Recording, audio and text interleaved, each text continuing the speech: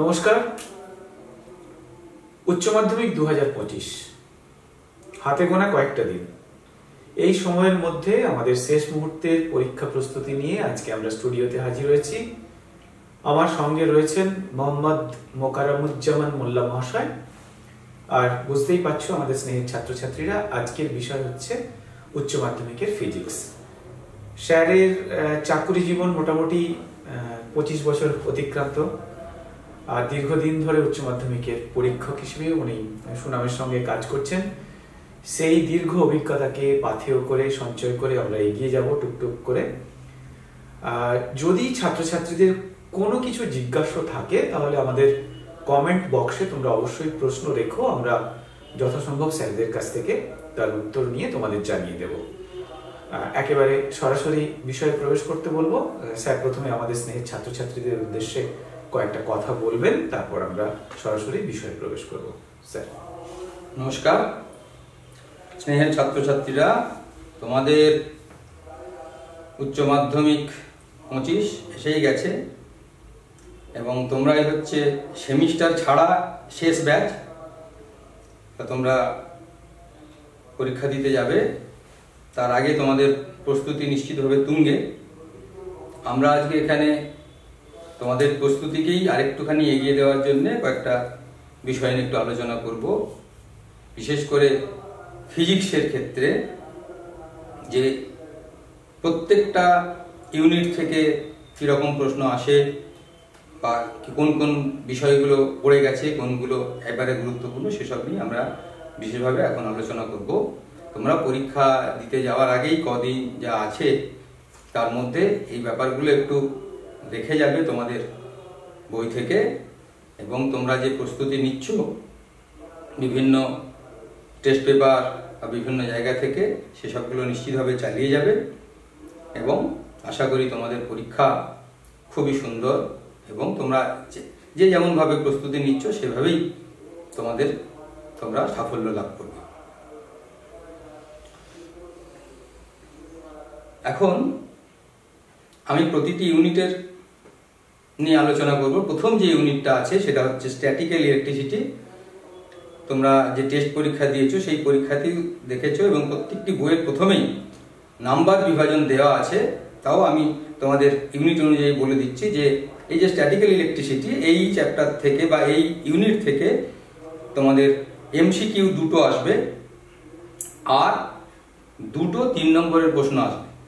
এই মোট 8 নম্বরের প্রশ্ন আসবে স্ট্যাটিক্যাল ইলেকট্রিসিটির এই ইউনিট থেকে। এখানে চ্যাপ্টার আছে মোট 4টি। প্রথম চ্যাপ্টার হচ্ছে স্থির তড়িতের প্রাথমিক ঘটনাবলী। এখান থেকে খুব বিশেষ কিছু পরীক্ষায় আসে না।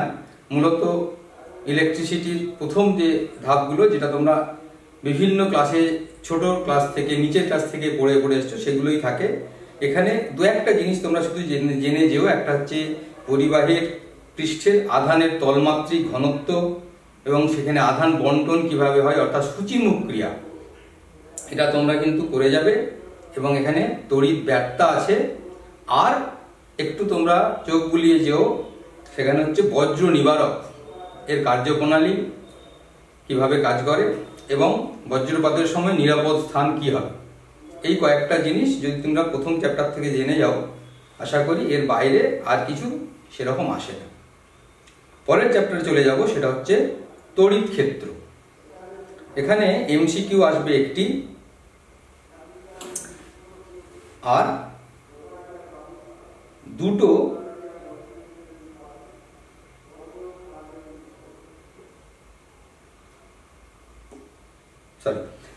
তড়িৎ ক্ষেত্রের কোনো, এটা একটা আলাদা চ্যাপ্টার। এখানে নম্বর বিভাজন নিয়ে আমরা বললাম যে ইউনিটের যে নম্বর বিভাজন, এই 4টে চ্যাপ্টার থেকেই এই 8 নম্বর আসবে।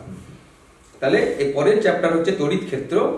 তড়িৎ ক্ষেত্রের প্রথমে আছে কুলম্বের সূত্র। তবে কুলম্বের সূত্রটা তোমাদের ক্ষেত্রে পড়ে না, যেটা পড়ে কুলম্বের সূত্রের ভেক্টর রূপ, এটা পড়ে। এছাড়া তড়িৎ ক্ষেত্রের তীব্রতা, বিন্দু আধানের জন্যে, গোলকের জন্যে, কেমন। এছাড়া আছে তড়িৎ বলরেখা এবং তড়িৎ বলরেখার যে ধর্ম, সেক্ষেত্রে একটা ধর্ম শুধু তোমরা করে যেও যে তড়িৎ বলরেখা পরস্পরকে কেন ছেদ করে না। এটা একটু জেনে যাও। এই তড়িৎ ক্ষেত্রে এই চ্যাপ্টার থেকে আগের বারে তড়িৎ দ্বিমেরুটা মোটামুটি পড়ে গেছে, এবারে তোমরা এটাকে স্কিপ করতে পারো। তড়িৎ দ্বিমেরু, তড়িৎ দ্বিমেরুর অক্ষের উপরে একটা নির্দিষ্ট বিন্দুতে তড়িৎ ক্ষেত্র এবং বিভব কি হবে এটা আগের বছরই পড়ে গেছে। কিন্তু তোমরা তড়িৎ দ্বিমেরুর লম্ব অবস্থানের জন্য, অর্থাৎ লম্ব সমদ্বিখণ্ডকের উপরে যদি কোনো বিন্দু থাকে তাহলে সেখানে কি হবে, তড়িৎ ক্ষেত্র বা তড়িৎ ক্ষেত্রের প্রাবল্য কি হবে, বিভব কি হবে, এটা একটু করে যেও। এরপরে আসবো পরাবিদ্যুৎ। পরাবিদ্যুৎ কাকে বলে?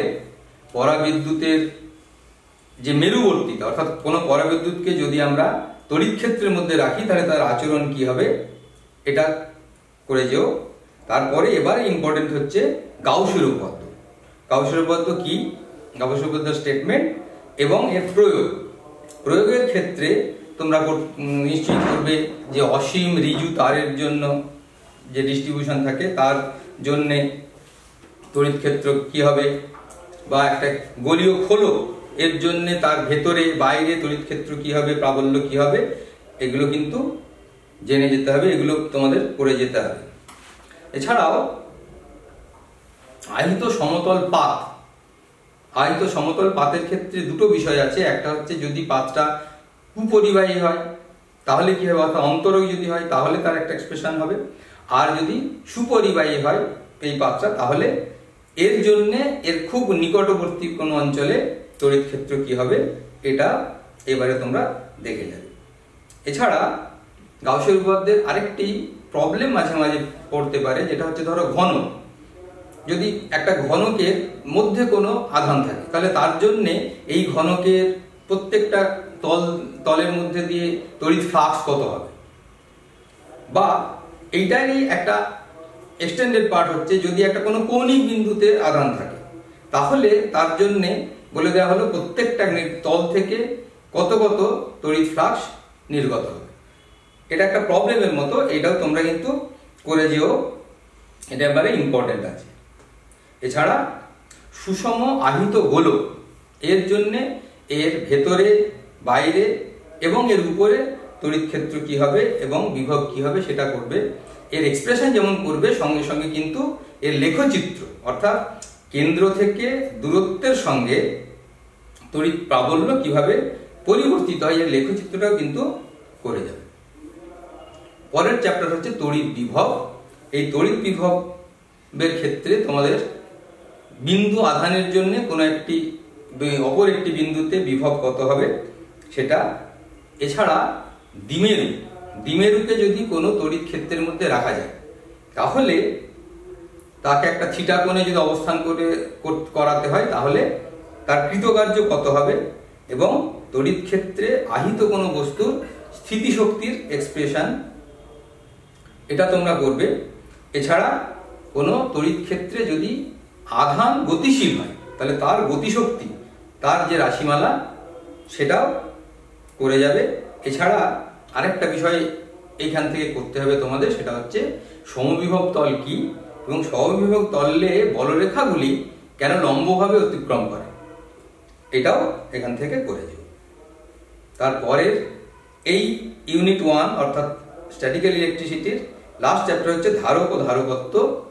এক্ষেত্রে তোমরা করবে আহিত পরিবাহীর ধারকত্ব, তার স্থিতিশক্তি, এবং দুটি পরিবাহীকে যদি আহিত পরিবাহী বা আহিতের সঙ্গে অনাহিত এরকম পরিবাহীকে যদি সংযুক্ত করা হয় তাহলে তার আধান বন্টন কি হবে, এবং আধান বন্টন হলে তার যে শক্তির অপচয় কেমন তার এক্সপ্রেশন, এই শক্তির অপচয় থেকে একটা প্রবলেম পড়েছে এবারে, কিন্তু এই এক্সপ্রেশন কি হবে অর্থাৎ শক্তি কতটা শক্তি অপচয় হবে তার এক্সপ্রেশন এটা কিন্তু তোমরা করেছো।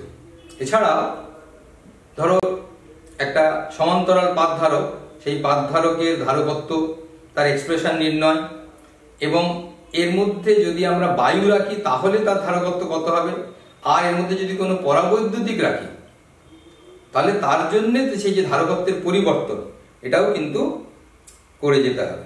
এছাড়াও সমান্তরাল পাতধারকের মধ্যে যদি আমরা বিভিন্ন অংশে ভিন্ন ভিন্ন ধারকত্ব রাখি তাহলে তার ধারকত্ব কিভাবে পরিবর্তিত হবে এটাও, অর্থাৎ আমরা বলছি মিশ্র পরাবৈদ্যুতিযুক্ত যে তার ধারক, তার ধারকত্ব কিরকম হবে সেটা করে যাবে।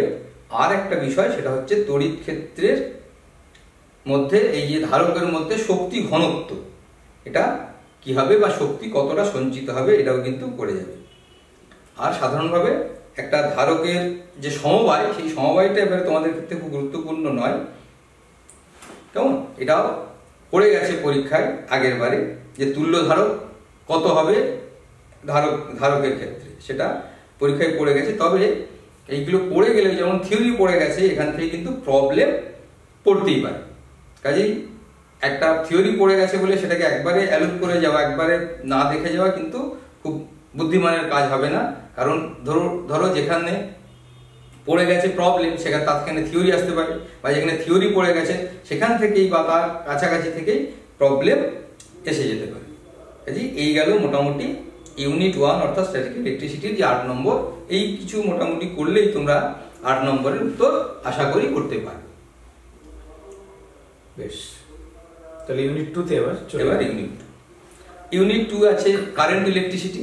এখান থেকেও তোমরা মোট 8 নম্বর পাবে। এই 8 নম্বরের মধ্যে বিভাজনটা হচ্ছে, প্রথমে এমসিকিউ একটি, আর 2 নম্বরের প্রশ্ন একটি, মোট এলো 3 নম্বর, আর 5 নম্বরের জন্য একটি প্রশ্ন থাকবে। তাহলে মোট 8 নম্বর, 5 নম্বরের একটি, 2 নম্বরের একটি, 5, 2, 7 এবং একটি এমসিকিউ মিলে মোট 8 নম্বরের প্রশ্ন থাকবে এই কারেন্ট ইলেকট্রিসিটি এই চ্যাপ্টার।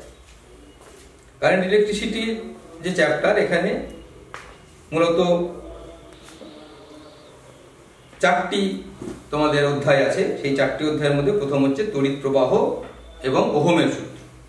ওহমের সূত্র থেকে, ওহমের সূত্র কি, এই সবগুলো কিন্তু পড়ে না তোমাদের ক্ষেত্রে। এখানে প্রথমে যেটা তোমাদের দেখে যেতে হবে সেটা হচ্ছে ওহমীয় এবং অওহমীয় যে পরিবাহী, তাদের উদাহরণ এবং তাদের ভোল্টেজের সঙ্গে কারেন্টের যে লেখচিত্রগুলো। যেমন যদি ওহমীয় হয় তাহলে সেটা মূলবিন্দুগামী সরলরেখা হবে, কেমন? যদি অর্ধপরিবাহী হয় তার কিরকম হবে। তাহলে এই যে লেখচিত্রগুলো তোমাদের বই দেখবে, 3-4টি লেখচিত্র আছে, এটা কিন্তু একটু দেখে যাও। আর হচ্ছে কালার কোডিং। কালার কোডিং এর ক্ষেত্রে যেটা পড়েছে আগের বারে, সেটা হচ্ছে এই রোধ হিসাবে আমরা কেন কার্বনকে ব্যবহার করি। এটা আগের বছর পড়েছে, কিন্তু এবছর তোমাদের ক্ষেত্রে যেটা করে যেতে হবে সেটা হচ্ছে কালার কোডিং। কেমন? যে অর্থাৎ কোন কালারের জন্য কত হচ্ছে তার কোন নাম্বার। আমরা জানি যে বিবি রয়, গ্রেট ব্রিটেন, এই বলে আমরা সব মনে রাখি। তো সেইটা মনে রাখতে হবে, এবং সেখান থেকে একটা কোড দিয়ে দিল যে ধরো একটা রোধের মধ্যে প্রথমে আছে ব্রাউন, তারপরে রেড, তারপরে ইয়েলো, আর হচ্ছে সিলভার। তাহলে এর ম্যাক্সিমাম এবং মিনিমাম রোধ কত হতে পারে, কেমন? তাহলে এইগুলো কিন্তু করতে পারে। এছাড়া তুল্য রোধের ক্ষেত্রে কিন্তু প্রবলেম ইম্পর্টেন্ট। বিভিন্ন একটা সার্কিট দিয়ে দিল, সেই সার্কিট থেকে তোমাদের তুল্য রোধ নির্ণয় করতে বলবে। এই তুল্য রোধ নির্ণয় করার ক্ষেত্রে তোমরা কার্চফের সূত্র ব্যবহার করতে পারো। এছাড়া এমনি নর্মাল যেভাবে আমরা সার্কিটকে ভেঙে ভেঙে তার তুল্য রোধ নির্ণয় করি, সেটাও করতে পারো, যেখান থেকে ইচ্ছা করতে পারো, সেটা কোনো অসুবিধা নেই। এছাড়া আগের বারে পড়ে গেছে তোমাদের টেম্পারেচার কোএফিসিয়েন্ট সম্বন্ধে পড়ে গেছে, কেমন? আর সমান্তরাল যে কোষের সমান্তরাল সমবায়ের যে তুল্য ইএমএফ কি হবে বা তুল্য রোধ কি হবে, এগুলো কিন্তু আগের বারে পড়ে গেছে। তবে এই কোষের সমবায় থেকে তোমরা যেটা করে যেতে পারো সেটা হচ্ছে একটা মিশ্র সমবায়। বলা হলো এতগুলো সিরিজ, আর এতগুলো, প্রত্যেক সিরিজে এতগুলো করে রোধ আছে, তাহলে এই এদের তুল্য ইএমএফ কি হবে বা রোধ কি হবে, এবং এই যে সমবায়, এই সমবায়ের ম্যাক্সিমাম কারেন্ট পাওয়ার শর্ত কি, কেমন? এইটা একটু তোমরা এখান থেকে দেখে যেতে পারো। এছাড়াও এখান থেকে আরো অনেক, এই চ্যাপ্টার থেকে আগের বারে বেশ কিছু প্রশ্ন পড়েছে, যেমন বিচলন বেগ দিয়ে প্রায় সমস্তটাই পড়ে গেছে, কেমন? এইখানে এই বিচলন বেগ থেকে যেটা বাকি আছে সেটা হচ্ছে বিচলন বেগের সপক্ষে বা বিচলন বেগকে ধরে এর সাপেক্ষে ওহমের সূত্র, অর্থাৎ J=σE, এইটার যে প্রমাণ, এইটা এবারে ইম্পর্টেন্ট। এটা এবারে তোমরা অবশ্যই করে যাও। অর্থাৎ আমরা বলতে চাইছি যে আমরা যে ওহমের সূত্র জানি V = IR, এটাকেই একটা পরিবর্তিত রূপ দেওয়া যায় J = সিগমা E। কেমন, যদি আমরা বিচলন বেগ এইটাকে কনসিডার করি। তাহলে এই গেল তড়িৎ প্রবাহ এবং ওহমের সূত্র, এই চ্যাপ্টার। তারপর যে কারচফের সূত্র, কারচফের সূত্র থেকে আমরা এবারে কিন্তু ইম্পর্টেন্ট, কারচফের সূত্রটাই এবারে খুব ইম্পর্টেন্ট। কারচফের সূত্র, দুটো যে সূত্র আছে সেই দুটো সূত্র এবং সেই সূত্রের ব্যাখ্যা এবারে আসতে পারে। কেমন, এখন এছাড়া আমরা আগেই বললাম যে এই কারচফের সূত্র প্রয়োগ করে তুল্য রোধ নির্ণয়, এটা আরেকটা এখানে ইম্পর্টেন্ট হতে পারে, সেটা হচ্ছে হুইস্টন ব্রিজ, হুইস্টন ব্রিজের নীতির প্রমাণ। কারচফের সূত্র প্রয়োগ করে হুইস্টন ব্রিজের নীতি প্রমাণ, অর্থাৎ হুইস্টন ব্রিজ যখন তোমার এ কন্ডিশনে থাকে, ব্যালেন্স কন্ডিশনে থাকে, তখন হুইস্টন ব্রিজের নীতির যে প্রমাণ P/Q = R/S, সেই প্রমাণটাও এবারে পড়তে পারে। এখানে তোমার পোটেনশিওমিটার থেকে এবারে পড়ে গেছে, এক দুটো EMF এর তুলনা পড়ে গেছে, কাজেই পোটেনশিওমিটার আশা করছি এবার আর পড়বে না। তবে এবারে মিটার ব্রিজটা তোমরা কিন্তু একটু দেখে যেও, কারণ মিটার ব্রিজের সাহায্যে কিভাবে রোধ নির্ণয় করা হয় সেটাও কিন্তু এবারে আসতে পারে। এর পরের চ্যাপ্টার হচ্ছে তড়িৎ শক্তি এবং ক্ষমতা। এক্ষেত্রেও খুব বেশি কিছু পড়ে না, মূলত এটা মাধ্যমিকে যেগুলো ছিল সেগুলোই তোমাদের আছে। এই জন্য এখান থেকে দু একটা জিনিস করি, যে একটা বর্তনীতে ব্যয়িত শক্তি কত, অর্থাৎ ধরো একটা রোধ এবং একটা ব্যাটারি যার ইন্টারনাল রেজিস্ট্যান্স R এবং তার EMF হচ্ছে E, একটা সার্কিটে আছে, তাহলে এই যে সার্কিটে ব্যয়িত ক্ষমতা কত হবে। এছাড়াও যে সর্বোচ্চ ক্ষমতা পাওয়ার শর্ত কি, একটা সার্কিটে সর্বোচ্চ ক্ষমতা পাওয়ার শর্ত কি, এইগুলো করলেই মোটামুটি আমি মনে করছি যে ইউনিট 2 এর যে সমস্ত বিষয়টা কমপ্লিট হয়ে যাবে। এই গেল ইউনিট 2। এবার আমরা আসবো ইউনিট 3। ইউনিট 3 তে হচ্ছে magnetic effect of current and magnetism. এটা নাম্বার, এখানেও মোট নাম্বার থাকবে 8। এখানে দুটো থাকবে এমসিকিউ, একটি 1 নম্বরের প্রশ্ন, একটি 2 নম্বরের প্রশ্ন এবং একটি 3 নম্বরের প্রশ্ন। এই মোট 8 নম্বর এখানে থাকবে ম্যাগনেটিক এফেক্ট অফ কারেন্ট এই তোমার ইউনিট থেকে। এই ইউনিটে মূলত দুটো চ্যাপ্টার, একটা হচ্ছে যে ম্যাগনেটিজমের চ্যাপ্টার, আর একটা হচ্ছে চুম্বক পদার্থের ধর্ম। এই দুটো বিষয় মিলেই হচ্ছে এই চ্যাপ্টারটা অনেকটাই বড়, একটাই চ্যাপ্টার কিন্তু বেশ বড় চ্যাপ্টার। এখান থেকে 8 নাম্বার পাবে। এখানে দেখো একটা সিম্পল প্রবলেম বোধহয় এমসিকিউতে পড়ে গেছে, B = NIA, এই ফর্মুলা থেকে যে চৌম্বক ভ্রামক কত হবে এটা এবারে পড়ে গেছে। তবে এখান থেকে তোমাদের মূলত তড়িৎ প্রবাহের জন্য উৎপন্ন চুম্বক ক্ষেত্রের অভিমুখ নির্ণয়, এটা কিন্তু এর জন্য কস্ক্রু রুল বা ডান হস্ত মুষ্টি নিয়ম, কেমন, এইগুলো কিন্তু তোমাদের করে যেতে হবে। আর তারপর তোমাদের যেটা করতে হবে সেটা হচ্ছে এখানে বায়ো-স্যাভার্ট ল, এটা এবারে খুবই গুরুত্বপূর্ণ। বায়ো-স্যাভার্ট ল, তার ব্যাখ্যা এবং তার ভেক্টর, এটা করতে হবে। এরপর হচ্ছে বায়ো-স্যাভার্ট ল প্রয়োগের ক্ষেত্রে দীর্ঘ ঋজু পরিবাহীর ক্ষেত্রে, এটা খুব গুরুত্বপূর্ণ, এবারে ইম্পর্টেন্ট, যে অসীম একটা দীর্ঘ ঋজু পরিবাহের জন্য তার থেকে এক নির্দিষ্ট দূরত্বে কত চুম্বক ক্ষেত্র সৃষ্টি হবে তার রাশিমালা নির্ণয়। এবার এর আরো এক্সটেনশন পার্ট হচ্ছে, তোমাকে বলে দিল যে অসীম বা অর্ধ অসীম যদি এই পরিবাহীটি হয় তাহলে চুম্বক ক্ষেত্র কি হবে, বা বৃত্তাকার পরিবাহীর অক্ষের উপরে চুম্বক ক্ষেত্র, তার কেন্দ্রে চুম্বক ক্ষেত্র কি হবে। এই যে আমরা থিওরির কথা বলছি, এই থিওরি না দিয়ে হয়তো এর উপরে প্রবলেমও দিয়ে দিতে পারে। আমি আগেই বলেছি তোমাদের যে থিওরি পড়বে এমন কোনো কথা নেই যে থিওরির উপর বেশ করে একটা প্রবলেম দিয়ে দিবে। কাজে থিওরি এবং প্রবলেম দুটোই কিন্তু করে যেতে হবে। এখানে অ্যাম্পিয়ারের যে বদ্ধপদ সূত্র সেটা আগের বারে পড়ে গেছে, সেই জন্য এটা গুরুত্বপূর্ণ নয়, কেমন, এবং বদ্ধপদ সূত্র পড়ে নিয়ে যে প্রয়োগ সলিনয়েডের ক্ষেত্রে প্রয়োগ সেটাও কিন্তু এবারে পড়ে গেছে। তাহলে অ্যাম্পিয়ারের বদ্ধপদ সূত্র যদি পড়তে হয় তাহলে এবারে শুধু টরয়েডটা বাকি আছে, কাজে টরয়েডটাও তোমরা একটুখানি দেখে যেও। তো আশা করছি যেহেতু অ্যাম্পিয়ারের বদ্ধপদ সূত্র আগের বারে পড়ে গেছে, এবারে বায়ো-স্যাভার্টের সূত্রটাই ইম্পর্টেন্ট, কিন্তু কিছু বছর ধরে দেখা যাচ্ছে যে আনইম্পর্টেন্ট যেগুলো এই কোশ্চেনগুলো কিন্তু দিয়ে দিচ্ছে। এই জন্য তোমরা টরয়েডটাও কিন্তু একটু দেখে যেও, যাতে পড়লে পরে এটা করা যায়। খুব সিম্পল ইকুয়েশন এবং ক্যালকুলেশন, সেটাও তোমরা কিন্তু একটু দেখে যেও। তারপরে আসছে চৌম্বক ক্ষেত্রের মধ্যে গতিশীল আধান। এখানে দেখবে তোমাদের বইতে অনেকগুলো ক্ষেত্র আছে। এই ক্ষেত্রগুলোর মধ্যে থেকে দুটো ক্ষেত্র খুব গুরুত্বপূর্ণ হবে। একটা হচ্ছে তোমাদের যদি লম্বভাবে, অর্থাৎ চৌম্বক ক্ষেত্র সঙ্গে লম্বভাবে যদি কোনো আধান গতিশীল হয় তাহলে কি হবে, আর কখন কোনো ডিফ্লেকশন হবে না, এর কন্ডিশনগুলো কিন্তু তোমাদের একটু জেনে যেতে হবে।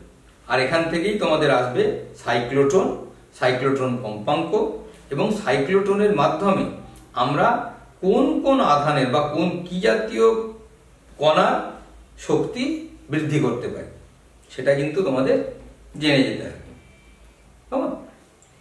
এই গেল।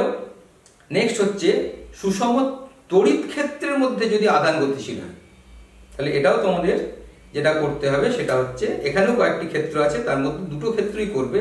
একটা হচ্ছে যদি গতিশীল যে আধান তার বেগ যদি তড়িৎ ক্ষেত্রের সমান্তরাল থাকে তাহলে তার এক্সপ্রেশন কি হবে, যদি লম্ব হয় তাহলে কি হবে। নেক্সট আসবে যে তড়িৎ ক্ষেত্র এবং চুম্বক ক্ষেত্র দুটোই যদি থাকে তাহলে সেক্ষেত্রে কোনো আধান যদি এই ক্ষেত্রের মধ্যে দিয়ে গতিশীল হয় তাহলে তার উপর কি প্রভাব পড়বে বা তার গতিপথ কিরকম হবে। এটাও এর ক্ষেত্রে একটা ক্ষেত্রেই তোমরা ইম্পর্টেন্ট এবং সেটা করবে, সেটা হচ্ছে যেখানে ই বি এবং কণা দুটোর সবে যদি লম্বভাবে গতিশীল হয়, অর্থাৎ বি এর সঙ্গে ই এরা লম্বভাবে আছে, আবার এই দুটোর উপরেই লম্বভাবে যদি কোনো আধান গতিশীল হয় তাহলে তার প্রভাব কি হবে।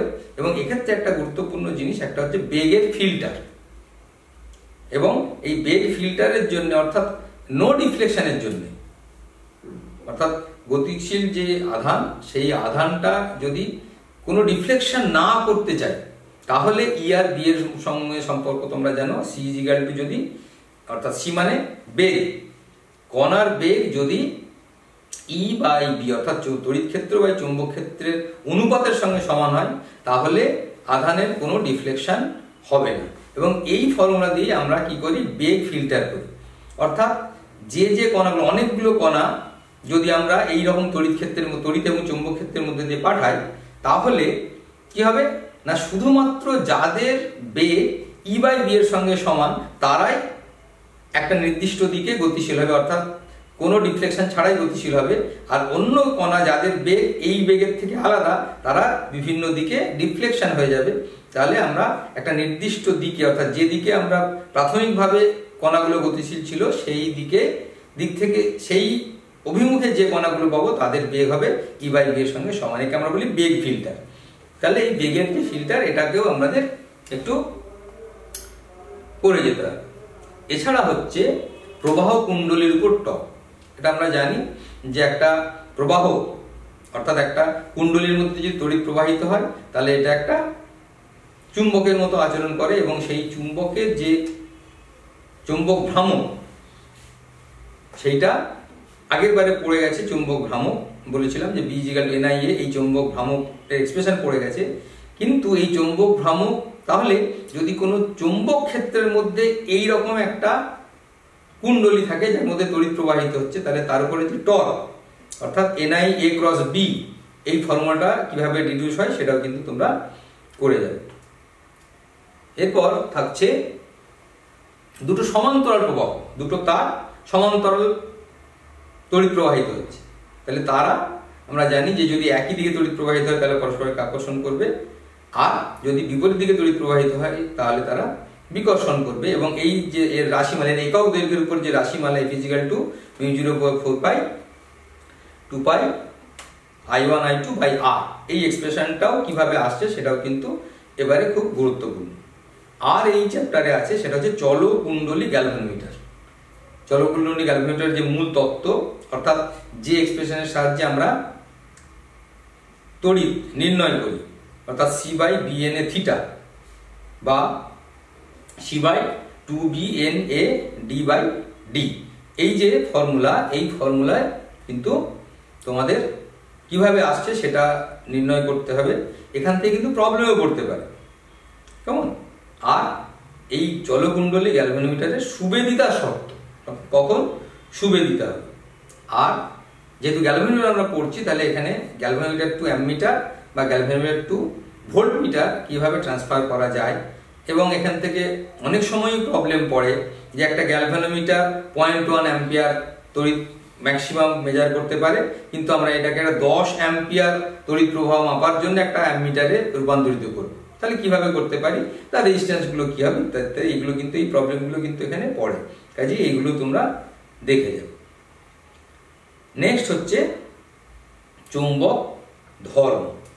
চুম্বক ধর্ম, দ্বিতীয় চ্যাপ্টার হচ্ছে চুম্বক ধর্ম।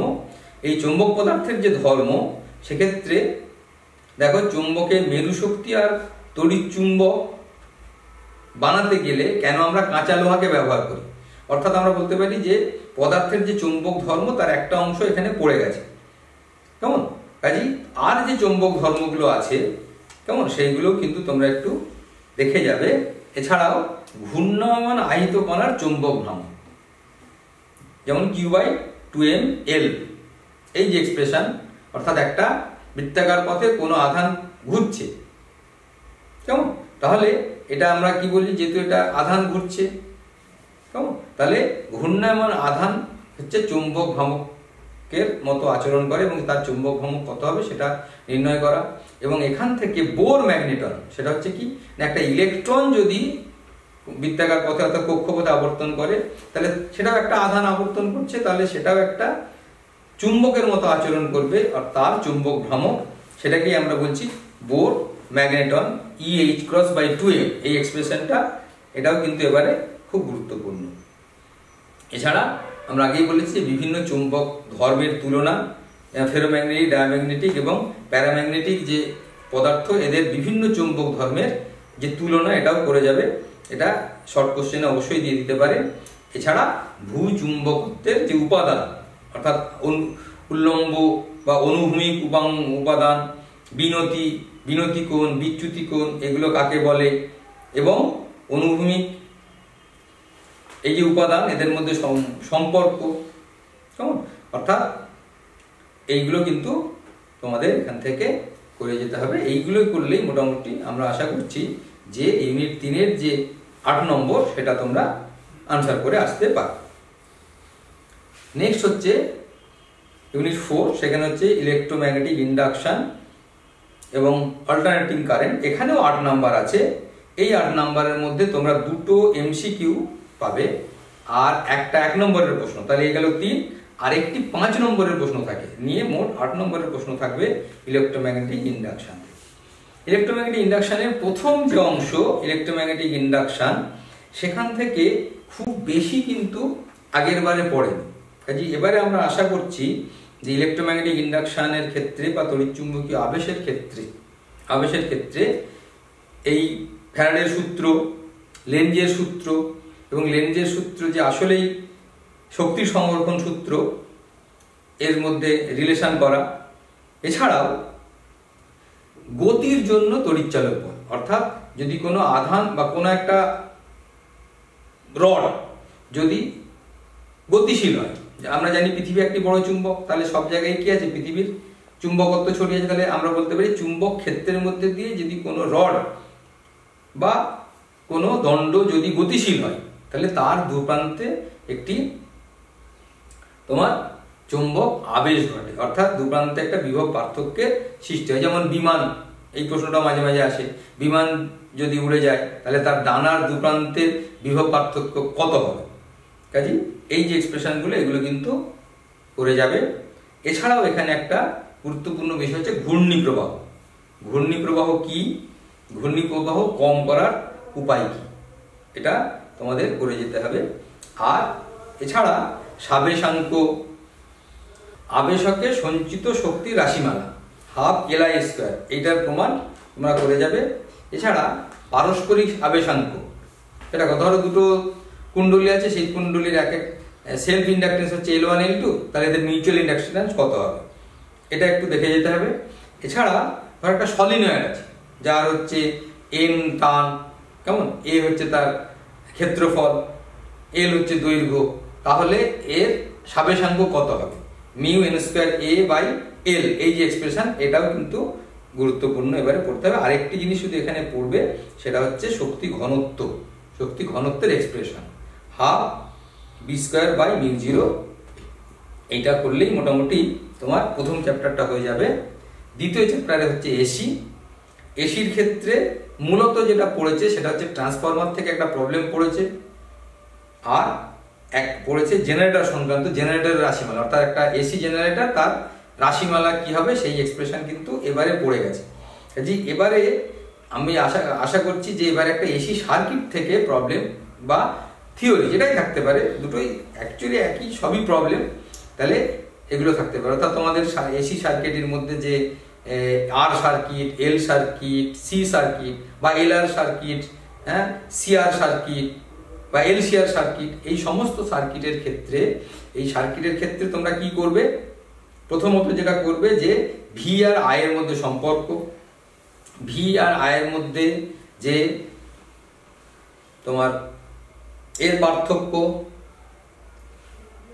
কেমন, কি বলবো, এর থিটার পার্থক্য, কেমন, বা এই এসিতে ব্যয়িত শক্তি কি হবে, বা এদের ফেজর ডায়াগ্রাম, ফেজর ডায়াগ্রামের মধ্যে ফেজ ডিফারেন্স, কেমন, কে এগিয়ে আছে কে পিছিয়ে আছে, কত অ্যাঙ্গেলে পিছিয়ে থাকবে তার এক্সপ্রেশন, এই সমস্ত কিছু, বা এখান থেকে জেড নির্ণয়, কেমন, এই সমস্ত যে কোনো কিছু দিয়ে দিতে পারে। যে একটা যদি তোমাকে এলআর সার্কিট দিল, দিয়ে বললো যে এই সার্কিটের ক্ষেত্রে ভি হচ্ছে এত, তাহলে আই কত হবে, তারপর বললো যে ভি আর আই এর মধ্যে ফেজ ডিফারেন্স কত হবে, ঠিক আছে। এটা তোমরা যে কোনো জায়গা থেকে যেভাবে হোক, মানে ক্যালকুলেশন দিয়েও করতে পারো, ফেজর ডায়াগ্রাম দিয়েও করতে পারো, যে কোনো কিছু দিয়েই করা যাবে। তাহলে এই সমস্ত কিছু এখানে নতুন মানে আলাদা করে বলা যাবে না যে এই সার্কিটটা ইম্পর্টেন্ট বা ওই সার্কিটটা ইম্পর্টেন্ট। পরবর্তী চ্যাপ্টার হচ্ছে পরিবর্তী প্রবাহ বা এসি, অল্টারনেটিং কারেন্ট। এখান থেকে দুটো জিনিস গুরুত্বপূর্ণ সেটা পড়ে গেছে আগের বারে, সেটা হচ্ছে জেনারেটর সংক্রান্ত রাশিমালা, অর্থাৎ একটা এসি জেনারেটরের যে চলে তার রাশিমালা, সেটা পড়ে গেছে। আর ট্রান্সফরমার থেকে একটা অঙ্ক পড়ে গেছে, প্রাইমারি টার্ন, সেকেন্ডারি টার্ন ইত্যাদি দেওয়া ছিল, সেখান থেকে একটা অঙ্ক পড়ে গেছে। কাজে এই দুটো এবারে তেমন গুরুত্বপূর্ণ নয়।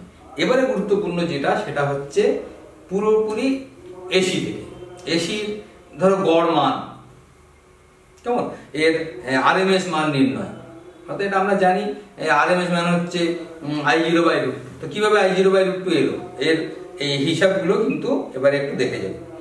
তাছাড়া হচ্ছে এসি বর্তনীতে ব্যয়িত ক্ষমতা, কেমন, PRMS VRMS into IRMS into cos theta. এই যে cos থিটা, কেমন, একে আমরা বলছি ক্ষমতা গুণক বা ফেজ ডিফারেন্স। এই যে থিটাটা হচ্ছে ফেজ ডিফারেন্স, এই ফেজ ডিফারেন্সটা কিন্তু সমস্ত সার্কিটের মধ্যে, অর্থাৎ ভি এর সঙ্গে আই এর যে ফেজ ডিফারেন্স, এটা কিন্তু খুব গুরুত্বপূর্ণ। সেই জন্যে যতগুলো সার্কিট বইতে আছে, ধরো আরসি সার্কিট, আরএল সার্কিট, এল সার্কিট, শুধু সি সার্কিট বা এলআরসি সার্কিট, যে সব সার্কিটগুলো আছে প্রত্যেকটা সার্কিটই তোমাদের কিন্তু এই হিসাবগুলো করতে হবে যে ভি আর আই এর মধ্যে ফেজ ডিফারেন্স কত, ভি আর আই এর মধ্যে সম্পর্কটা কি, বা এদের ফেজর ডায়াগ্রাম কিরকম হবে, বা এখানে ইম্পিডেন্স ক্যালকুলেশন, কেমন, এই সমস্তগুলো ক্যালকুলেশনগুলো কিন্তু করতে হবে। আমি আলাদা করে বলছি না, এখানে যতগুলো সার্কিট আছে প্রত্যেকটা সার্কিটই কিন্তু করতে হবে। এবার আশা করছি এই সার্কিট থেকেই কোনো একটা হয় প্রবলেম দেবে, আর না হলে থিওরিও দেবে। তো জেড নির্ণয়, পাওয়ার ডিসিপেশন, কেমন, এই সবগুলো এখানে করতে হবে প্রত্যেকটা সার্কিটের ক্ষেত্রে, এটা কিন্তু করতে হবে। আর লাস্ট যেটা এই চ্যাপ্টার থেকে করতে হবে সেটা হচ্ছে অনুনাদের শর্ত। একটা এলসিআর সার্কিটের অনুনাদের শর্ত 1/2π√LC, এইটা কিভাবে হয় সেটা করতে হবে। আর কিউ ফ্যাক্টর, এই দুটো জিনিসও কিন্তু তোমাদের খুবই গুরুত্বপূর্ণ এই চ্যাপ্টার থেকে। এই দুটো চ্যাপ্টার মিলে হচ্ছে তোমাদের 8 নম্বর। এই 8 নম্বর কিন্তু এখান থেকে খুবই সহজেই পাওয়া যাবে। বোধহয় আমরা 32 নম্বর কভার করলাম। হ্যাঁ, 4 নম্বর 32 নম্বর। 32 নম্বর। এইবার আমরা আসবো 4 নম্বর চ্যাপ্টার, যেটা হচ্ছে 4 নম্বর চ্যাপ্টার। 4 নম্বর চ্যাপ্টার ইউনিট 5 সেখানে আছে ইলেকট্রোম্যাগনেটিক ওয়েভ। এটা খুব ছোট্ট চ্যাপ্টার, একটাই চ্যাপ্টার, তাতে শুধু 3 নম্বর আছে। একটা 1 নম্বরের প্রশ্ন অর্থাৎ একটা এমসিকিউ আছে, আর একটি 2 নম্বরের প্রশ্ন আছে। এখানে খুব গুরুত্বপূর্ণ হচ্ছে এবারে সরণ প্রবাহ। সরণ প্রবাহ কাকে বলে, কেন এই সরণ প্রবাহের অবতারণা করতে হয় এবং এর রাশিমালা কি, এই 3টে জিনিস কিন্তু সরণ প্রবাহ সম্পর্কে খুবই গুরুত্বপূর্ণ, এটা এবারে করতে হয়। এছাড়াও তড়িৎচুম্বকীয় তরঙ্গ কিভাবে সৃষ্টি করা, এটা আমরা জানি অ্যাক্সিলারেটিং চার্জ সেটা তড়িৎচুম্বকীয় তরঙ্গ সৃষ্টি করে।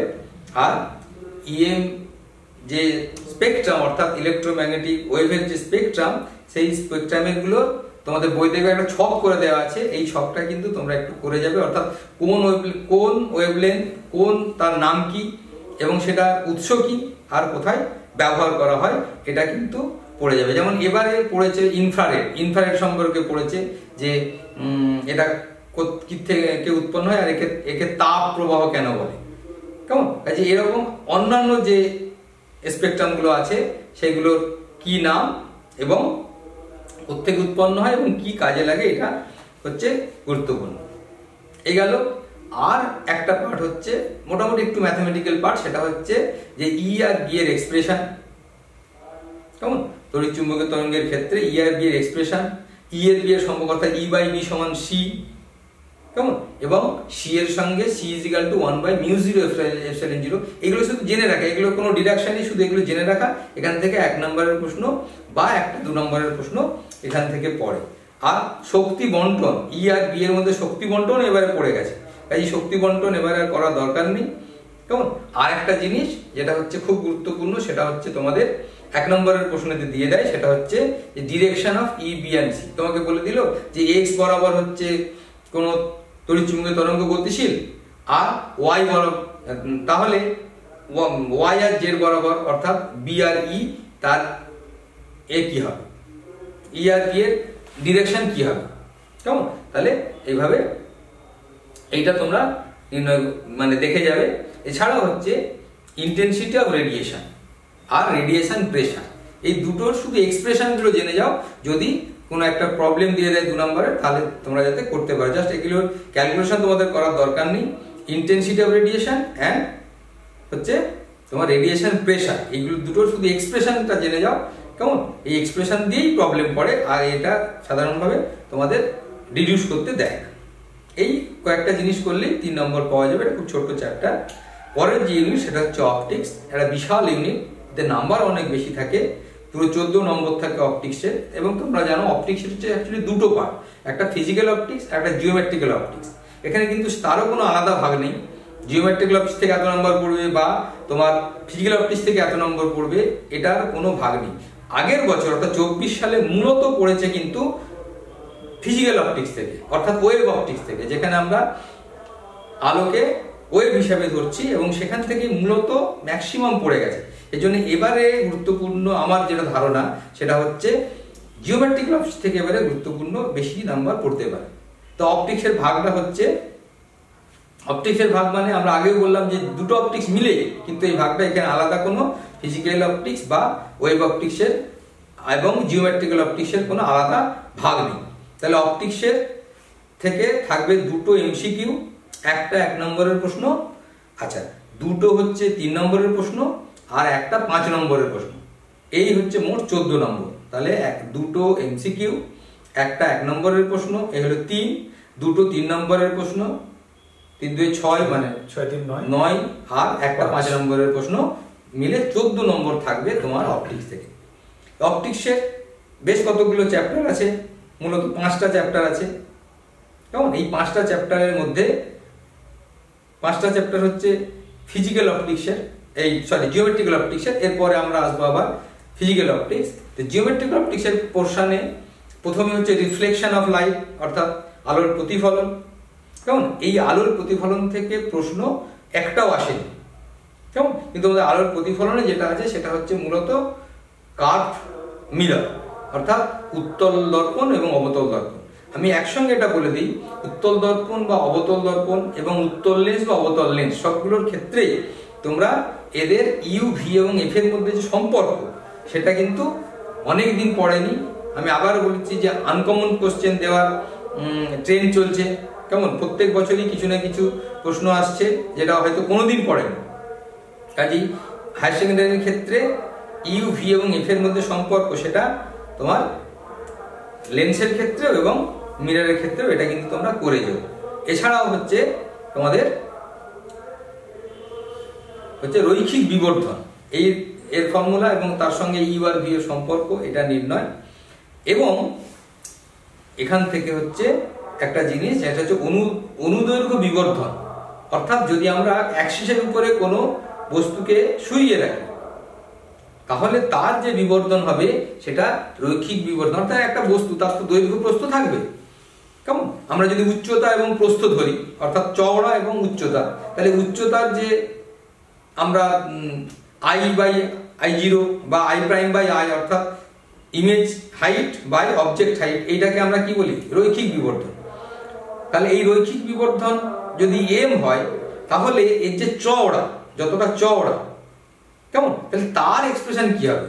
বোঝাই যাচ্ছে যে কোনো একটা বস্তু তার একটা চওড়া থাকবে, তাহলে সেইটাও যখন তার ইমেজ তৈরি করবে সেটাও তার বিবর্ধিত হবে বা কমবে, যা তার একটা ইমেজ, তারও ইমেজ তৈরি হবে। তাহলে এদের যে অনুপাত সেটাকে আমরা বলছি অনুদৈর্ঘ্য বিবর্ধন।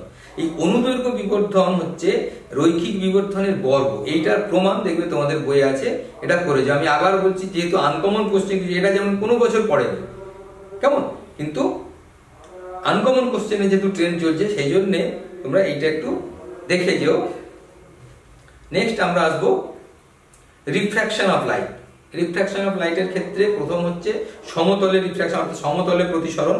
এই সমতলের প্রতিসরণের ক্ষেত্রে আপাত গভীরতা এবং প্রকৃত গভীরতার মধ্যে যে সম্পর্ক সেটা এটা আগের বারে পড়ে গেছে, কেমন? সেই জন্যে তোমরা লাঠি সহজা দেখানো, বাঁকা দেখানোর এই গল্পগুলো আরো আগের মাধ্যমিকের লেভেলের প্রশ্ন। কাজেই এখান থেকে বেরিয়ে এসে আমাদের এবারে মনে হচ্ছে যে আভ্যন্তরীণ পূর্ণ প্রতিফলনের যে জায়গাটা, সেই জায়গাটা এবারে একটু কিন্তু তোমরা দেখে যে সংকট কোণ, আভ্যন্তরীণ পূর্ণ প্রতিফলন, আভ্যন্তরীণ পূর্ণ প্রতিফলনের কন্ডিশন, কেমন, এবং আভ্যন্তরীণ পূর্ণ প্রতিফলন হলে কেমন, অর্থাৎ ক্রিটিক্যাল অ্যাঙ্গেল, সংকট কোণের সঙ্গে মিউয়ের সম্পর্ক, কেমন, এইটা। এবং দেখো এইখান থেকে ধর জলের মধ্যে থেকে কেউ যদি উপরে দেখে তাহলে সে কিরকম দেখবে?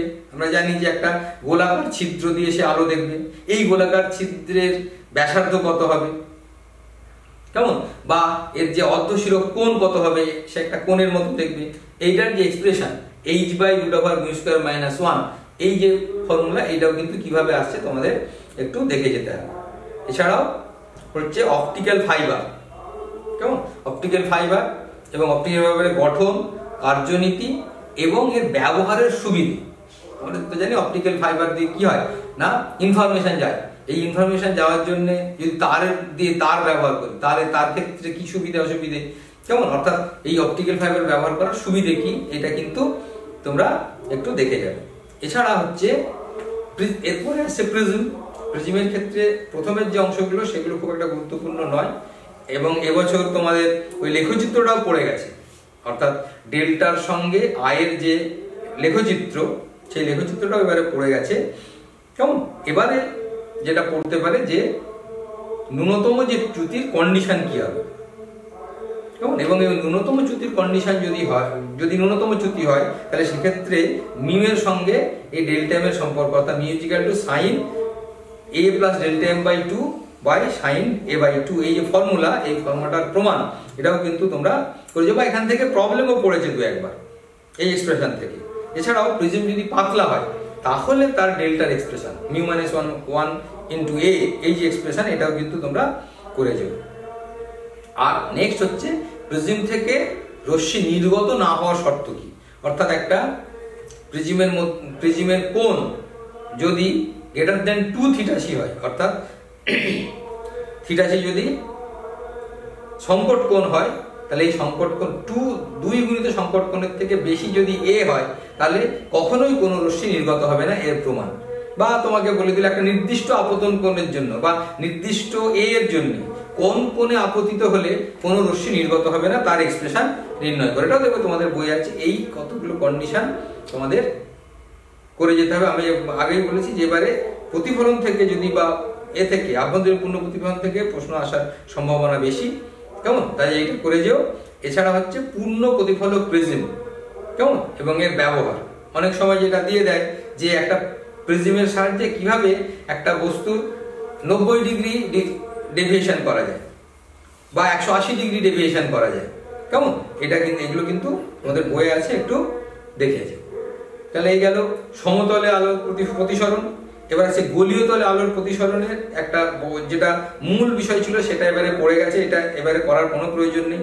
অর্থাৎ μ2/v minus μ1/u is equal two μ2 minus μ1/r, এই সূত্রের প্রতিষ্ঠা, কেমন? এটা পড়ে গেছে।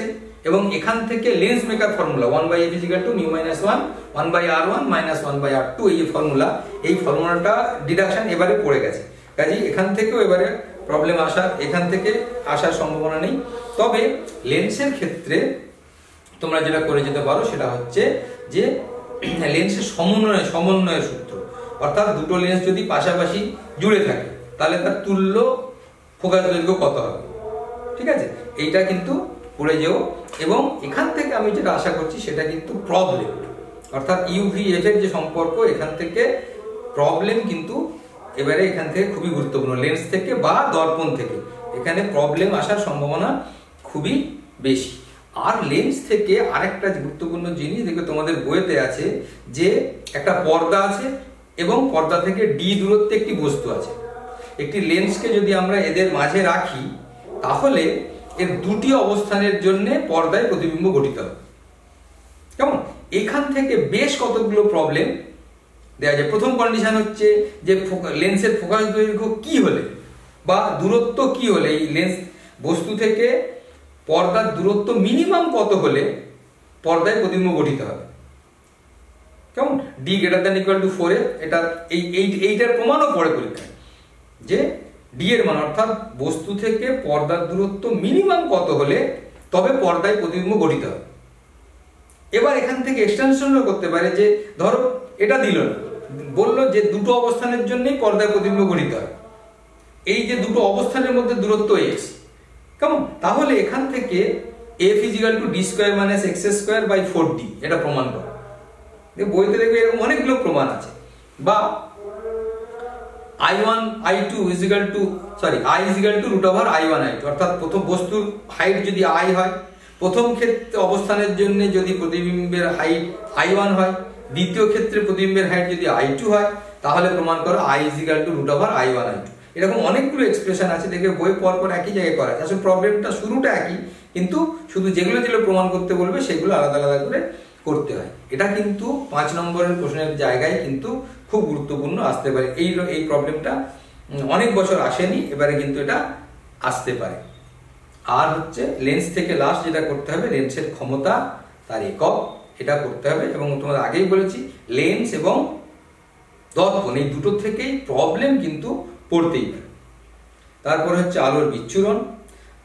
আলোর বিচ্ছুরণের ক্ষেত্রে দেখো বিচ্ছুরণ ক্ষমতা বা কৌণিক বিচ্ছুরণ এইগুলো কিন্তু পড়ে গেছে, কাজেই এবং রমন ক্রিয়া এটাও পড়ে গেছে। কাজে এইটুকু বাদ দিয়ে তোমাদের যেটা বর্ণালীর থেকেই এবারে বেশি জোর দিতে হবে, যে বর্ণালীর প্রকারভেদ, কেমন, স্পেকট্রাম কত রকম, নিরবিচ্ছিন্ন বর্ণালী কি, এই যে এগুলো তোমরা করে যাবে। আর হচ্ছে ফ্রনহোফার রেখা, কেমন, ফ্রনহোফার রেখা উৎপত্তির কারণ কি এবং ফ্রনহোফার রেখার গুরুত্ব কি, এটা কিন্তু এবারে খুব গুরুত্বপূর্ণ, কেমন। আর নেক্সট থাকছে যে আলোকীয় যন্ত্র।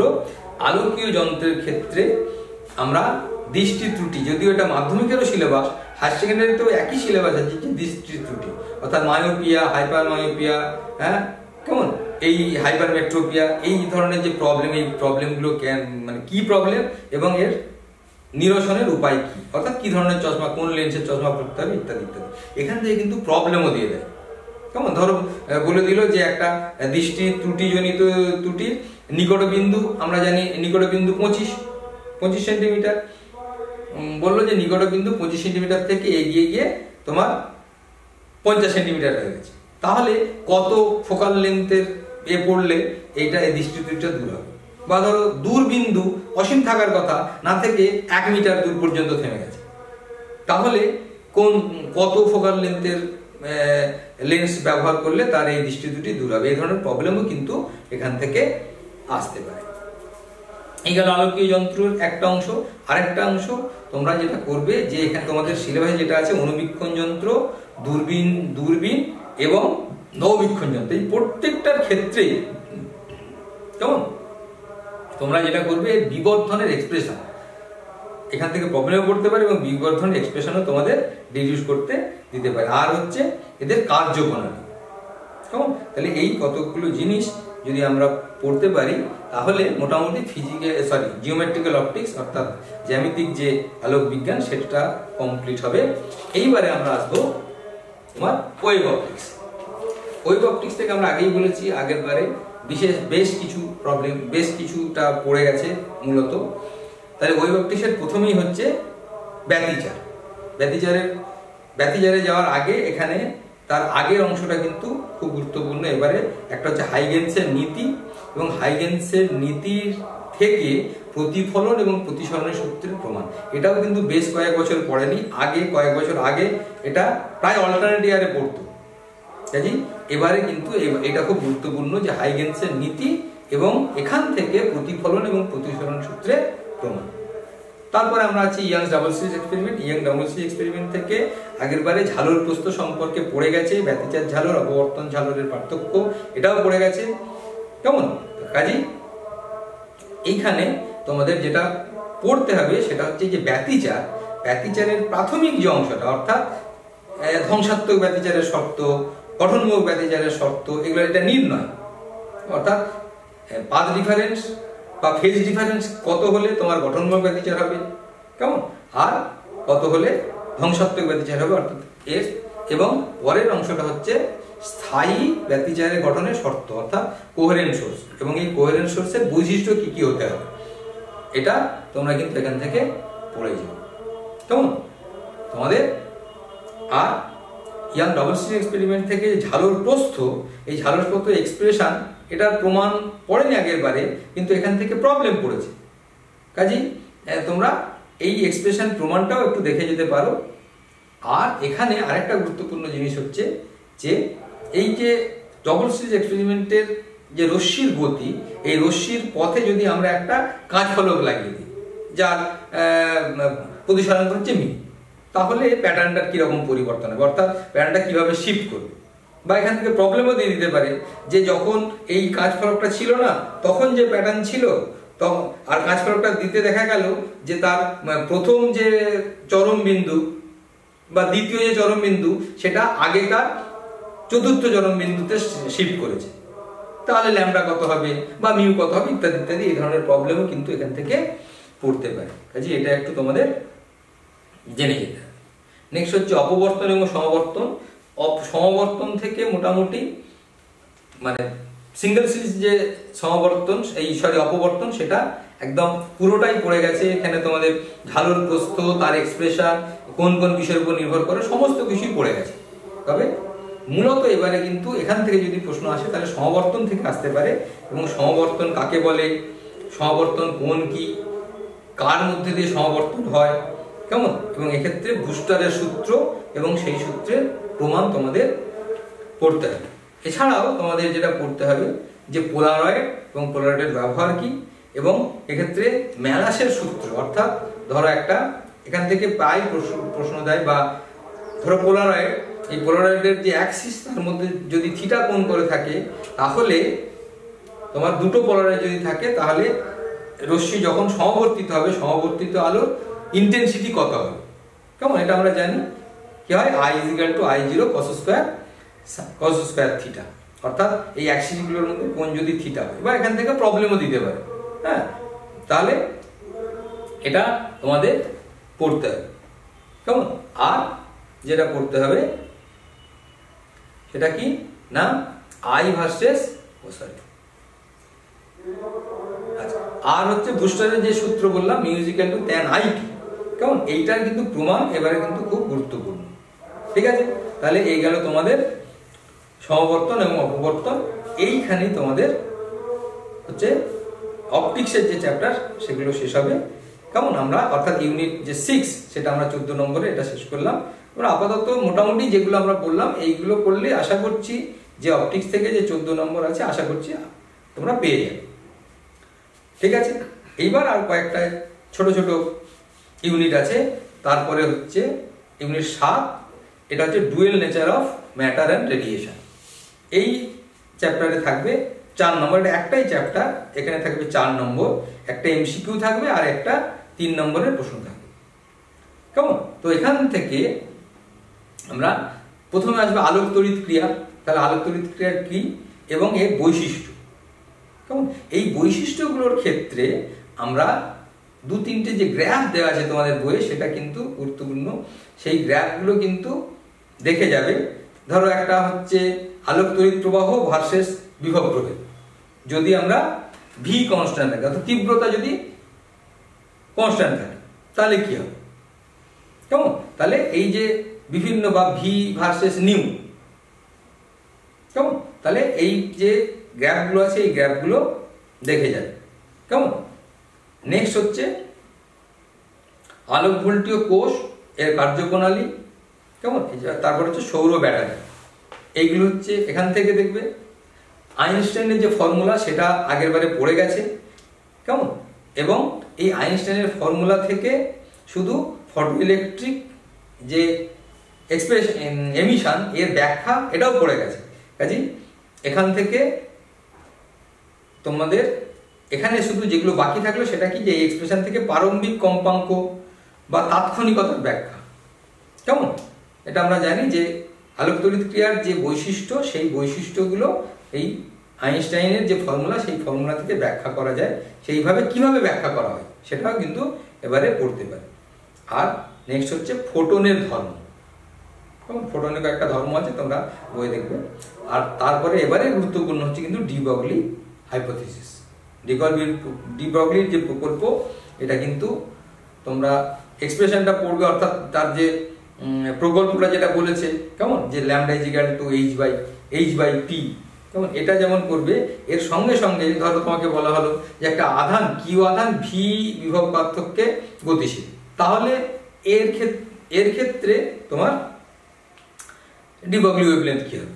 বা ধরো একটা গতিশক্তি দেওয়া আছে, কোন একটা আধানের গতিশীল আছে এবং তার গতিশক্তি দেওয়া আছে, তাহলে তার ডি ব্রগলি ওয়েভলেন্থ কি হবে। এই যে এক্সপ্রেশন এটা কিন্তু তোমরা দেখে যাবে। এটি মোটামুটি হচ্ছে ইউনিট 7 সম্বন্ধে বলার এই 4 নম্বরের জন্য। এবার হচ্ছে ইউনিট 8, সেখানে হচ্ছে অ্যাটমস আর নিউক্লিয়াস। এখানে আছে 6 নম্বর, একটা এমসিকিউ, একটা 2 নম্বরের প্রশ্ন আর একটা 3 নম্বর, মিলে মোট 6 নম্বর। এখানে আছে 2টো চ্যাপ্টার, একটা হচ্ছে পরমাণু আর একটা হচ্ছে নিউক্লিয়াস। পরমাণুর ক্ষেত্রে প্রথমে হচ্ছে রাদারফোর্ডের ত্রুটি, রাদারফোর্ড মডেলের ত্রুটি এবং এই ত্রুটি দূর করার জন্য বোরের স্বীকার্য, এটা আমাদের পড়তে হবে। আর একটা পড়তে হবে যে বোরের স্বীকার্য, এই স্বীকার্যটা এলো থেকে, অর্থাৎ ডি ব্রগলির হাইপোথিসিস থেকে, ডি ব্রগলি প্রকল্প থেকে বোরের কোয়ান্টাম শর্ত, এটা প্রমাণ, এটা কিন্তু পড়তে হবে। এরপরে আমরা বোরের তত্ত্ব প্রয়োগ, অর্থাৎ হাইড্রোজেন অ্যাটমের ক্ষেত্রে বোরের তত্ত্ব প্রয়োগ, সেখান থেকে আমরা কি করব না এনতম কক্ষপথের ব্যাসার্ধ, এই কক্ষপথে পরিবহনত ইলেকট্রনগুলোর এনার্জি কেমন, বেগ, এসবের এক্সপ্রেশনগুলো কিন্তু নির্ণয় করা শিখবো, অর্থাৎ এগুলো জেনে যাব কেমন। এইগুলো জানলেই মূলত এখান থেকে সমস্তগুলো প্রবলেম করা যাবে, এটাই মূল।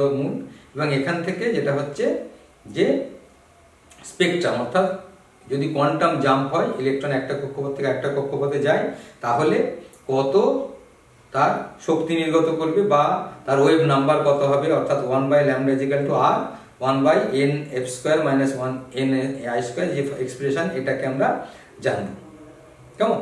এখান থেকে মূলত যেটা পড়েছে যে শক্তি স্তরের চিত্র, হাইড্রোজেনের শক্তি স্তরের চিত্র অঙ্কন, অর্থাৎ প্রত্যেকটা শক্তি স্তর কত কত হবে হাইড্রোজেনের ক্ষেত্রে, এটা আগের বারে পড়ে গেছে। আর একটা রিডবার্গ কনস্ট্যান্টের মান নির্ণয় করতে বলেছে, যেখানে 13.6 হচ্ছে একটা দিয়ে দেওয়া আছে যে হাইড্রোজেনের আয়নায়ন শক্তি কেমন, তাহলে এখান থেকে রিডবার্গ কনস্ট্যান্টের মান নির্ণয় করতে বলেছে, তাহলে এইটা পড়েছে। আর একটা জিনিস তার এর পরে যেটা থাকছে সেটা হচ্ছে বিভিন্ন সিরিজ, কেমন, লাইম্যান সিরিজ, বাস্টিন series, Brackett series, Balmer series, কেমন, এই যে সিরিজ, এই সিরিজের শেষ লাইন এবং প্রথম লাইন, কেমন, তাদের এক্সপ্রেশন, কেমন, তুমি এই একটা ফর্মুলা জানলে সমস্ত সিরিজগুলো ক্যালকুলেশন করতে পারবে। শুধু তোমাকে জানতে হবে যে যেমন লাইম্যান সিরিজ হচ্ছে হায়ার লেভেল থেকে 1 নম্বর লেভেলে আসবে, অর্থাৎ প্রথম কক্ষপথে আসবে।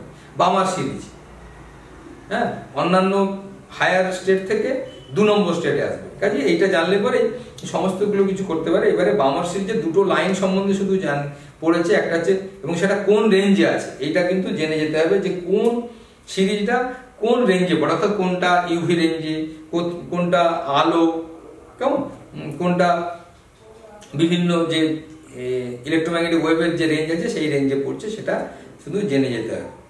আর এখান থেকে আয়নন শক্তি এটা পড়তে হবে। আর নেক্সট হচ্ছে এক্সরে। এক্সরে থেকে আগের বছরে কিচ্ছু অ্যাটেম্প করেনি, একদম কিছুই পড়েনি, এই জন্য এক্সরেটা এবারে খুব গুরুত্বপূর্ণ।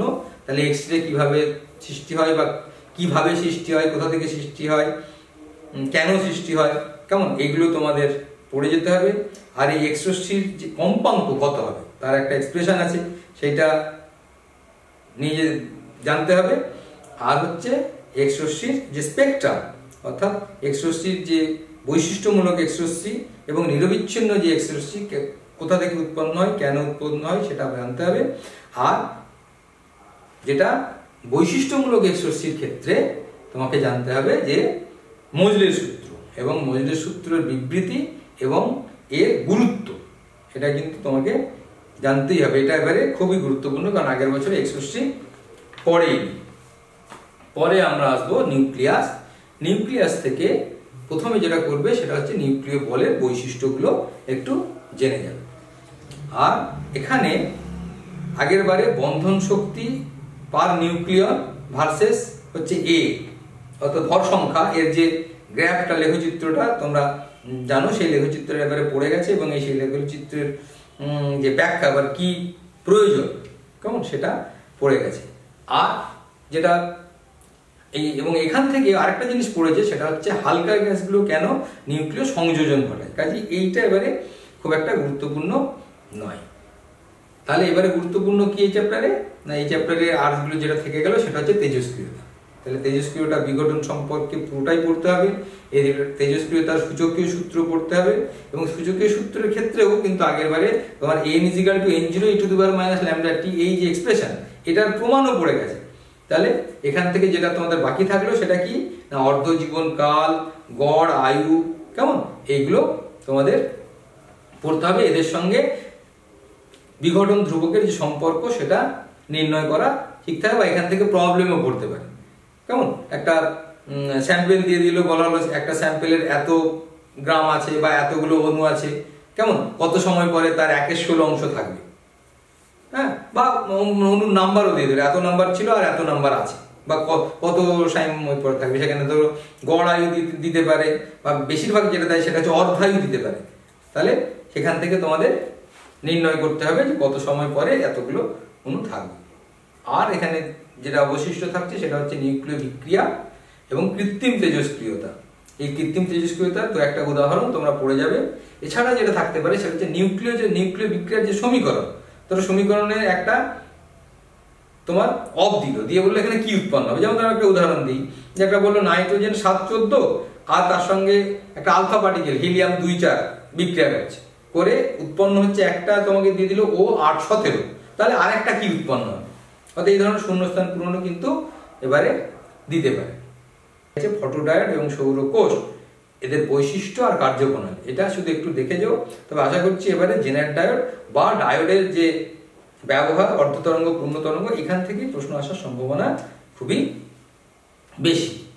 তারপরে থাকছে ট্রানজিস্টারের ক্ষেত্রে পিএনপি ট্রানজিস্টার, এনপিএন ট্রানজিস্টার, এদের হচ্ছে চিহ্ন কি, কেমন, এদের বৈশিষ্ট্য লেখো, বিভিন্ন বৈশিষ্ট্য লেখো, আমরা জানি, কেমন, একটা ইনপুট বৈশিষ্ট্য লেখো, আউটপুট বৈশিষ্ট্য লেখো, পরিবৃত্তি বৈশিষ্ট্য লেখো, এই তিনটে যে বৈশিষ্ট্য লেখো সেগুলো কিন্তু পড়তে হবে। এবং এই তিনটে বৈশিষ্ট্য লেখো করার জন্য মূল যে বর্তনীটা আমরা ব্যবহার করি সেটাও কিন্তু আঁকতে দিতে পারে, কেমন। আর বিবর্ধক হিসাবে ট্রানজিস্টারের ব্যবহার এটা নর্মালি, কিন্তু এটা আগের বছরই পড়ে গেছে, সেই জন্য এবারে আশা করছি এটা না পড়তে পারে। তাহলে বিবর্ধক হিসাবে এটা না করলেও চলবে আশা করছি, কিন্তু আগের বারে যেহেতু এটা পড়ে গেছে। কিন্তু আরেকটা এর যে ব্যবহার আছে ট্রানজিস্টারের, সেটা কিন্তু তোমরা একটু করে যাও, সেটা হচ্ছে সুইচ হিসাবে ট্রানজিস্টারের ব্যবহার। কেমন? এইগুলো করলেই আশা করছি তোমরা প্রথম যে চ্যাপ্টার অর্ধপরিবাহী ইলেকট্রনিক্স সেখান থেকে পেয়ে যাবে। আর বাকি রইল যে ডিজিটাল বর্তনী। ডিজিটাল বর্তনীর প্রথমেই হচ্ছে বাইনারি টু ডেসিমেল বা ডেসিমেল টু বাইনারি ট্রান্সফরমেশন, অর্থাৎ একটা পদ্ধতি থেকে আরেকটা পদ্ধতিতে কিভাবে সংখ্যাকে আমরা নিয়ে যাব। অর্থাৎ ধরো একটা সংখ্যা 5, এই 5কে আমরা বাইনারিতে লিখলে কি লিখব, কিভাবে লিখব, ঠিক আছে? তাহলে বাইনারি টু ডেসিমেল, এই যে এক্সচেঞ্জ, একটা থেকে আরেকটা রূপান্তর, এটা কিন্তু গুরুত্বপূর্ণ। আশা করছি এবারে একটা হয় এমসিকিউতে বা যে 1 নম্বরের প্রশ্ন একটা পড়ে সেখানে পড়তে পারে। তারপরে হচ্ছে কি, আমাদের যে গেটগুলো, মূল যে গেট আছে, মূল গেট হচ্ছে 5টা। একটা হচ্ছে অ্যান্ড, অর, নট, ন্যান্ড এবং নর। এই 5টা গেটের ক্ষেত্রে সমস্ত কিছুই কিন্তু করতে হবে, কোনো কিছু বাদ দেওয়া যাবে না। নিশ্চিতভাবে আশা করছি একটা পড়বে। প্রথমে হচ্ছে চিহ্ন, দ্বিতীয় হচ্ছে ট্রুথ টেবিল, আর তৃতীয় হচ্ছে ডায়োড বা ট্রানজিস্টার দিয়ে এই গেট কিভাবে তৈরি করা যায়। এই যে 5টা মূল যে গেট আছে। আর আমরা জানি ন্যান্ড আর নরকে বলে ইউনিভার্সাল গেট। কেন ইউনিভার্সাল গেট বলে এটা জানতে হবে। আর ন্যান্ড বা নর থেকে বিভিন্ন মূল যে গেট অ্যান্ড, অর, নট, এগুলো কিভাবে তৈরি করা যায় এবং কিভাবে তৈরি করা যায়, অর্থাৎ সার্কিট এঁকে কেউ পড়তে পারে। আর শুধু বললো যে একটা ন্যান্ড গেট থেকে মিনিমাম কতগুলো ন্যান্ড গেট ব্যবহার করে আমরা একটা নট গেট ব্যবহার করতে পারি, তৈরি করতে পারি, বা একটা অ্যান্ড গেট তৈরি করতে পারি।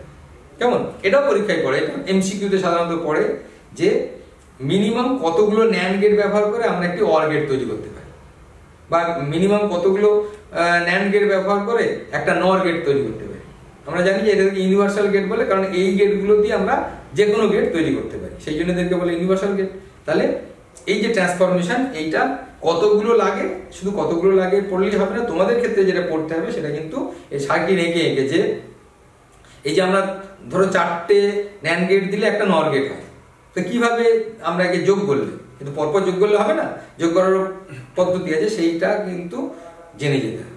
কাজেই এটা করলেই আশা করি তোমাদের এই যে ইলেকট্রনিক ডিভাইসেসের যে 8 নম্বর, তাতে খুব একটা অসুবিধা হবে না। খুবই সহজ সহজ প্রশ্ন পড়ে, শুধু এই চ্যাপ্টারগুলো নতুন তোমাদের এখানে ক্ষেত্রে, সেই জন্য একটুখানি শুধু মন দিয়ে দেখে যেতে হবে, তাহলে আশা করি এগুলো হয়ে যাবে।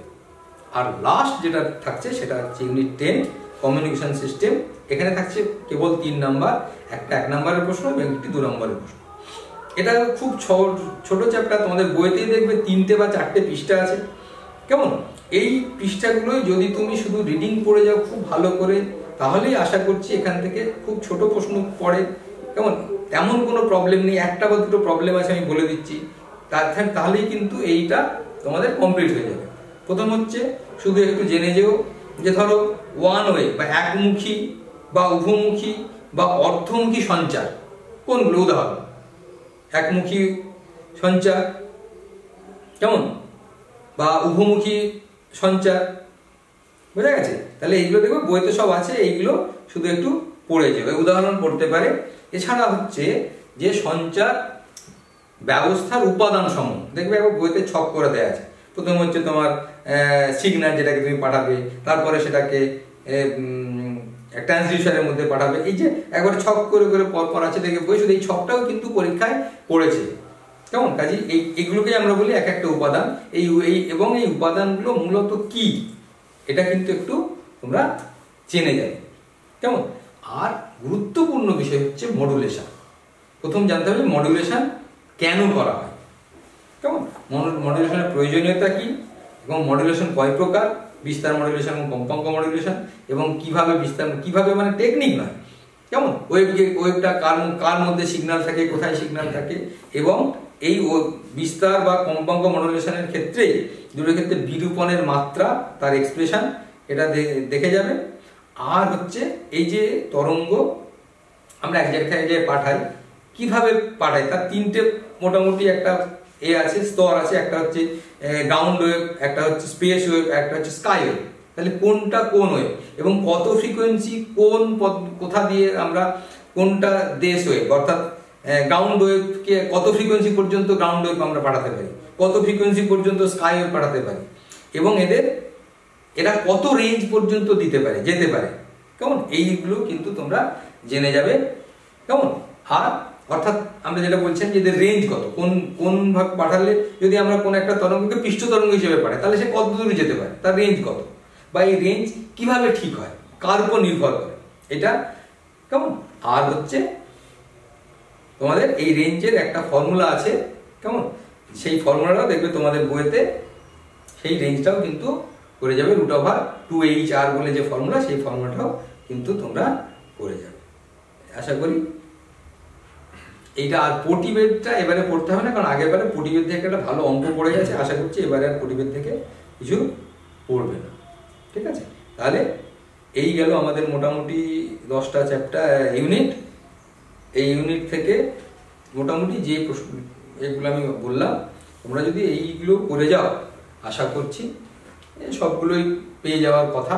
মানে খুব আনকমন কোশ্চেন যদি, একবারে আনকমন কোশ্চেন যদি না হয়, তাহলে আশা করি তোমরা সমস্তগুলো অ্যাটেন্ড করতে পারবে। স্যার দীর্ঘ আলোচনা করলেন, আমার যেটা মনে হচ্ছে সিলেবাস ভীষণই বড়, কোন চ্যাপ্টারের উপরে আমরা দীর্ঘ আলোচনা করতে পারলাম না, শুধুমাত্র প্রশ্নগুলো ছুঁয়ে দেওয়া হলো যেগুলো তোমাদের কাছে ইম্পর্টেন্ট। তা সারা বছরই তোমরা পড়াশোনা করছো নিশ্চিতভাবে, আর টেস্ট পেপার রয়েছে, প্র্যাকটিসও করছো। এই মুহূর্তে জাস্ট তোমাদেরকে একটু ধরিয়ে দেওয়া, তোমাদের যদি একটু উপকারে আসে সেই প্রচেষ্টাই আমরা চালিয়েছি। স্যারের কাছ থেকে এবার জাস্ট 2-4টে কথা জেনে নেব। যেমন মাধ্যমিকের ক্ষেত্রে আমাদের স্যারেরা বলে থাকেন যে প্রতিফলনের ক্ষেত্রে তীর চিহ্ন ব্যবহার করবে। এই ধরনের পরীক্ষার খাতায় কি ধরনের ভুল ছাত্রছাত্রীরা করে থাকে, সেটাকে কিভাবে ওভারকাম করা যেতে পারে বেশি নাম্বার তোলার ক্ষেত্রে, 2-1টা কথা। হ্যাঁ, ব্যাপারটা হচ্ছে মাস্টার যেটা দিয়ে শুরু করলেন, সেটা আমরা আলোর ক্ষেত্রে আমরা জানি যে কোনো কিছু আঁকতে গেলে তোমাকে তীর চিহ্ন দিতেই হবে, এটা মাধ্যমিকে পড়ে এসছো, আসেন্দ্রিয়াতে পড়ে এসছো। এখানেও তোমরা প্রবলেম করার ক্ষেত্রে সবসময় লক্ষ্য রাখবে যে ইউনিটগুলো যেন একই সিস্টেমের হয়। কারণ অনেকেই ধরো সিসি আছে আর লিটার আছে, দুটোকে বসিয়েই অঙ্ক করে দাও, হয় সিসিতে না লিটারে। এই ধরনের যে এগুলো তোমাদের পরীক্ষা দিতে গিয়ে হয়তো টেনশন বাড়িতে তোমরা জানো, কিন্তু ভুল হয়ে যায়, এইগুলো কিছু ভুল হয়ে যায়, কেমন। আর উদাহরণগুলো মানে একদম ঠিকঠাক, মানে একদম টু দি পয়েন্ট এগুলো দিতে হবে। এবং সার্কিট যখন আঁকবে, কেমন, সার্কিটে যে চিহ্ন, সেই চিহ্নটা যেন বোঝা যায়। যেমন তুমি ব্যাটারি এঁকেছো, ব্যাটারিতে একটা দাগ বড় একটা দাগ ছোট হবে, যেন দুটো প্রায় সমান বলে মনে হচ্ছে, এরকমও দেখা যায়। আর দুটো সমান হলে সেটা কি হয়ে যাবে, ক্যাপাসিটর মনে হবে। কাজে এই যেটা আঁকছো, রেজিস্ট্যান্সটাকে আমরা উঁচু নিচু দাঁত করে দিই, এই সঠিকভাবে এগুলো একটু করবে, কেমন। তাছাড়া যে প্রবলেমগুলো করবে, সেই প্রবলেমগুলোর ক্ষেত্রে তোমরা তোমাদের যে এক্সপ্রেশনটা ব্যবহার করবে, সেই এক্সপ্রেশনটা প্রথমে লিখবে, এবং সেই এক্সপ্রেশনে যেগুলো আছে সেগুলো কি, যে কোনো একটা ধরো এক্সপ্রেশন তুমি লিখলে, সেই এক্সপ্রেশনের মানে কি হিসেবে ব্যবহার করছো। যেমন খুব সহজ ক্ষেত্রে যদি আমরা লেন্সের ক্ষেত্রে বলি 1/v - 1/u = 1/f, এই যে ফর্মুলা, তাহলে এখানে এবার বসানোর সময় লিখতে হবে প্রতিবিম্ব দূরত্ব v সমান এত, কেমন, বস্তু দূরত্ব u সমান এত। এক্ষেত্রে আরেকটা কথা বলে দিই, তোমাদের সবচেয়ে বেশি প্রবলেম যেটা হয়, এই ইউ, ভি এবং এফ এর চিহ্ন মাইনাস হবে না প্লাস হবে, এটা কিন্তু তোমরা যে কোনো একটা ঠিক করে নেবে।